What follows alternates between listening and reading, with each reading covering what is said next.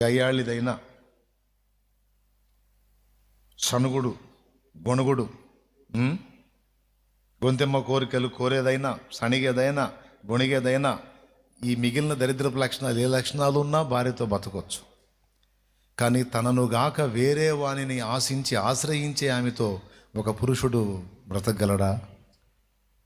చెప్పవయ్యా, సాధ్యం కాదు. ఇంత టార్చర్ చేస్తుంటే మరి ఎందుకయ్యా ఆమెతో ఉంటున్నావు అంటే, ఎన్ని టార్చరేనండి, కానీ క్యారెక్టర్ గుడ్ అండి. క్యారెక్టర్ గుడ్ అండి. నేనే పొరపాటును కూడా ఇంకొకటి ఆమెను గల్లించాలంటే భయం, కొట్టింది, డౌట్ లేదు, పేలిపోద్ది, అంతరోషంగా ఉంటుంది. మరి నిన్ను అంత ప్రేమించి నీకే నమ్మకంగా ఉంటే ఇంకా కావాల్సి ఉంటుంది సార్. టార్చరు అంటే ఎంత గయ్యాళితోనైనా వేగొచ్చు, కానీ వ్యభిచారితో జీవితం ఎంత బాధాకరమో ఒక్కసారి ఊహించండి. యాజ్ ఇట్ ఈజ్గా దేవుడి ఫీలింగ్ కూడా అలానే ఉంటుంది. హృదయం అంతటితో ఆయననే సేవించాలి. వాడు చెప్పాడని ఇంకొక దానికి పరిగెత్తి, ఈడు చెప్పాడని సోదికి పరిగెత్తి, వాడు చెప్పాడని చిలక ప్రశ్న పరిగెత్తి, ఈడు చెప్పాడని సిద్ధాంతులకి, వాడు చెప్పాడని మంత్రగాళ్ళ దగ్గరికి, ఆడు చెప్పాడని మాంత్రికుల దగ్గరికి.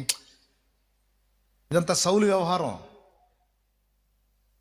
తనకు దేవుడు ఏ విధంగా మాట్లాడకపోతే కర్ణపిశాచి దగ్గరికి వెళ్ళాడు. మాంత్రిక విద్యను అభ్యసించిన ఆమెకి, భూత వైద్యురాల దగ్గరికి వెళ్ళాడు. మన భాషలో చెప్పాలంటే ఏ వైద్యురాలు? భూత వైద్యురాలు. మనోళ్ళు భూత వైద్యుల దగ్గరికి వెళ్తారు కదా.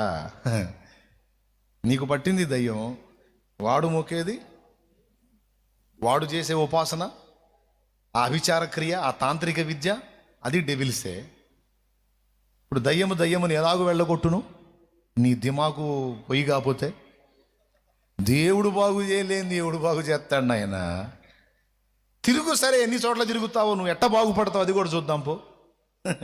డబ్బులు పోయి సొమ్ము పోయి దుమ్ము పట్టడం తప్ప మార్పు ఉండదుగాక ఉండదు. ఎందుకంటే ఇక్కడ అన్ని పాటలు పడి వచ్చాం. దేవునికి స్తోత్రం కలుగును గాక. హల్లెలూయా.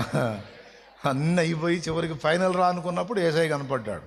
ఇకంతే, యేసయ్య దగ్గరికి వచ్చి ఇంకా ఎటు చూడాల్సిన అవసరం లేదు. నాకు చాలిన దేవుడు ఆయన.